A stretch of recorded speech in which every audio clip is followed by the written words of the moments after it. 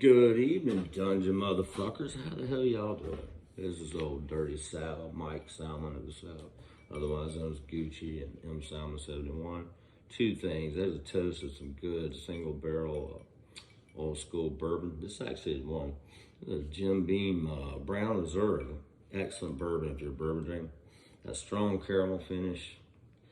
But I want to point my attention. This is the kudu hat because I want to go kudos to both Jake and Clarence. You guys are killing it on the videos, yo. Again, at the Fat Boy, baby. Get us on. We'll make you some money, dude. Ching-a-ling-ling. Get that bread, yo. But let's talk about tomorrow, man. We've been talking in general terms, and the quarterback talk's been incredible. There's been a couple things I like on the board I want to note before we go to tomorrow's game. One is I saw a really good post by Clarence I replied to, and I think we all agree on this. You know, it is about right now adding to Matt's capability. We have actually an enviable position. We have a veteran quarterback. You know, he's 36, but he's fucking young in terms of lack of injury and downtime. And Matt has probably one of the greatest Hall of Fame qualities ever. In system engineering terms, you talk about reliability and mean time between failure, right? And it rolls up, not be too geeky, into kind of what they call operational availability. That means when something's there, how often can you predict it go down? It will be reliable, right? Matt's like 99% to 100% reliable. I mean, you saw the other day, even getting stomped on the hand, dude's bleeding out of his ass, got nose, whatever, it doesn't matter. So that said, that's a hell of a quality in a quarterback that we have. And two, he's not that fucking high price for what he is. And three, we have probably a good 3 to 4 more year window, realistically, with Matt.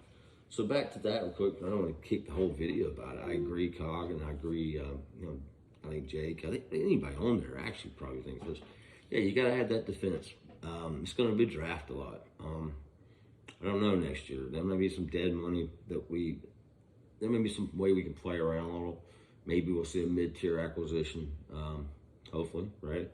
But I think it's just the draft. The good news, we talked about the stereotypical type players that both Pease and Smith on either side of the ball really do.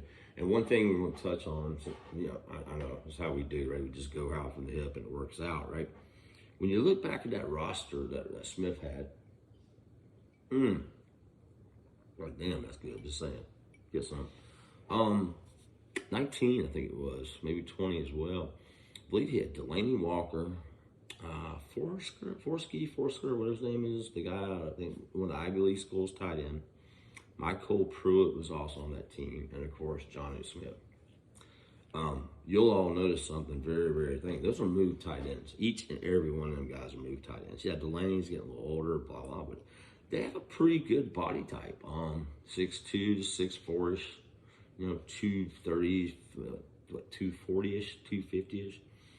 He did keep a big blocking guy. He actually has Stalker, which actually Stalker did pretty fucking well there versus how he was here where Dirk Cutter would make him a fucking #1 receiver, a motherfucking asshole. Can we beat Dirk Cutter's ass? I mean, let's just break him in two, right? I'm just playing offside. Please don't record this. Oh, too late. But the reason why I bring that up is predictability on a system and reliability of a system, like we just talked about Matt, is very important in a team. I put a post out there, and I don't know if I put it correctly, and sometimes it's easier to talk through it. Replying, I was talking about Clarence, and I think 007 you were on. It was a good discussion, by the way, if you get a chance to go back a few pages. We have not had a predictive, reliable, and continuous system in place. You remember that first, I think, vid I did, or second? It's about system, right? It is consistent, reliable, accurately can be captured, right? Can be filled, deployable, if you would, if you use a military term. It's a capability. That system will deliver capability, right? And that can be offense, defense. That also system goes back to your front office if you want to get really deep in how you do coaching staffs and stuff, right? Culture. Look, we ain't no Dan Quinn pussy boys here anymore. No, fuck Zach Wilson team. Go play for Dallas. Dallas is a bunch of pansy boys. You watch. DQ shit's gonna grow old on them. They're gonna lift fucking logs in the goddamn thing and whatever the fuck they do. No, that's not good culture. Putting a fucking shirt that says brotherhood is not good culture. Good culture is what we're talking about Stefanowski's building over in Cleveland, right? And we talked a little bit about that. That's one of the fair. Good culture is what we're building here with a TF that calls, some scrub piece of shit, Casey, get out of my fucking facility, you're cut. That's culture. Because the guy made bad plays, he didn't play in the system. They don't want to buy. It's not always about good culture can overwhelm and can overtake and control big personalities, right? You ever notice Dante Fowler has been a choir boy this year, All these guys that chatter. So the culture's there. Culture like that. One thing I think I would be to define this team probably right now we're building. And I think the Browns did this with Stefanowski, who's probably a direct comparison in a lot of ways to Smith. Resiliency. And resilience is such an overused word, but resiliency. Can you take a kick in the fucking teeth and come? I'm gonna point this out. You got a kick in the teeth, this team's Philly. Busted your ass, man. Bust your ass. Came back. Tampa, they're like, having troubles. They gave them a hell of a run. Two of the most fluke INTs in the history of football, I think. Man, those were really fluke plays, by the way, but the team showed life. Flashing forward, sitting this 500 team. Carolina, it was just out of sync. Carolina threw something about Shaq. That dude Shaq, I can't remember. It's Shaq Thompson, I think it is. Right? Linebacker was killing it, dude. That defense was on. They were out of sync. Atlanta didn't give up on it, but it came right back. They punched the fucking Saints right in the face, put them on the mat, and low blowed them right with a kick to the nuts. They wouldn't get up with the 10 count. You know what I mean? They got away with it. I like that. That is why we can overcome the shortcomings with them. Now, you guys know the talent, the ability to play within that system, to take direction from that leadership, to buy into a culture is a player thing first and foremost, right? So how does that play out? We're just 4-4. I think the three things are in place, right? And remember, and keep the tight end thing I'm talking about in your mind, right? What I talked about those tight ends. But the talent piece is not quite where it wants to be, right? There's still things going on offense, not terribly. Offense is really good. The running back thing, it's just blowing my brain. But I have no doubt we can overcome that to a point. But what we can look forward to this year, I think, is I do see a playoff run potentially. I do see a team that could end up with 9, 10, maybe 11 wins. Get lucky. Possible. A lot of times that shit happens. Let's go back to the 08 Falcons and a couple of them earlier Smith teams. They weren't always that great. They just got a bit of his luck. And a bit of it is like that, It's like when the Packers went on an improbable Super Bowl run that year. They won it. We went on an improbable run, to the Super Bowl, and damn near pulled it out. But again, our culture, right? What were we doing? We're celebrating a fucking locker room.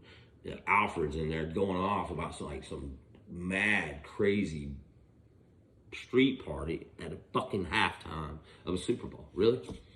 What the fuck are you doing that for? What Belichick's doing? He's drawing up X and O's and saying, bitch, do your job. You know what I mean? Boom. Freeman's worried about his fucking payday. Goes on. Boom. Live television. Puts a cancer in there. Then misses a fucking block. That shit doesn't happen here. That's what I like. You see that off the bat with both the fact they're willing to turn the roster over in the middle of fucking year. I don't know what JTM did, what he didn't do. I don't care what he did. They tossed his ass, right? Middle of the year, they don't care. We're short on edges, we don't give a fuck. We like this other guy. Boom, go. This is not that same culture, and that is going to translate, right? So that's it. I think this team could surprise us. If they do not, let me point out a very important fact. They won a great moral victory. They've actually equaled the win total of last year this early within 8 games. That's a big turnaround. Do not discount that, guys. That is a positive momentum situation. That is building a culture. The leadership is there. 100% we're seeing this Smith. And in Pease, I think one thing about Pease, he's very friendly to the press. Yeah, has he made some safe things? But let's also temper. He does not have the right players like he wants exactly, right? The system, they're staying consistent in their scheme. I like that. Yes, are they putting it on Matt's shoulders to win right now? Yeah, I would fucking take. Seriously. What are you going to do? Until you get a consistent running game, you're going to do it, right? But I tell you what they're doing. They're varying. You're seeing Smith running 4 or 5 wide receiver things, splitting. He's using, Pitts, which I honestly think is what he should be anyway, as Megatron Jr. In fact, Pitts to me is a wide receiver. You know, he's going to get a lot of accolades as a tight end. He's a fucking wide receiver, dude. He is Megatron, dude. That reminds me of Calvin Johnson so much. A little bit less bulky, you know. And just think, this is a young, developing kid. He's, what, 20, 21? I mean, he's still young. I mean, this kid, give him 2-3 years rocking up in that NFL nutrition program. This guy's a fucking limit, you know. But let's go back. I'm going to forward this a little bit. Let's talk about the last two things. I'm going to talk about the game tomorrow. So the game tomorrow, you're playing with a classic asshole McCarthy, right? You're playing with a classic cheerleader, pompous shit bag, politician, bureaucratic, cliche spout motherfucker DQ. You know, it's so bad the defensive coordinator is getting all the fucking news lines, by the way. Seriously, right there is a red flag, right? You see more DQ shit on there than you do, you know, about McCarthy. Now, yeah, I know he played Atlanta, and I'm talking, that was actually before this game. Are they for real? Do they have, I don't know. They have players, right? Yeah, Michael Parsons runs around like a bad man. I like the guy. You know, I was a big draft crush of mine, as you guys know. Got a nice secondary, right? But if you notice that it's kind of tempering down a little bit, you know, and I don't know if you're a fantasy guys, but it's kind of relevant because fantasy does kind of give you a statistical trend show. Dallas defense has been going down from a playmaking unit. It's really leveling out. And if you haven't noticed it, yet again, and this is a weird part, right? So you got Quinn, DC, right, under Carroll, right? And this is a guy, this is a cat, what? You know, he's worked other places. You know, he's worked under Tampa 2 systems and different things like that. But, I mean, you would think working under Carroll, you know, one of the greatest defensive minds ever, right? He really is. You guys know this. Big, long lineage, right? Multiple front. I mean, he called out 4-3. Under. But he's a multiple front guy. You know, you do 3-man, you do 4-man, got the jumbo D ends. Did you notice you don't see that shit yet again at Dallas? What's up with that? You see his zones, right? I'm sorry, you don't see the zone. It's the weird part. You see the Tampa 2 type looks, right? Except it's man on the back end. It's yet again a convoluted scheme of Quinn's. I think it's beatable.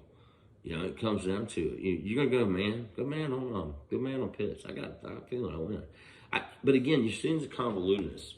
I'll be honest with you, I'm gonna predict us to win tomorrow. I don't think it's big. I don't think we're gonna win by a ton.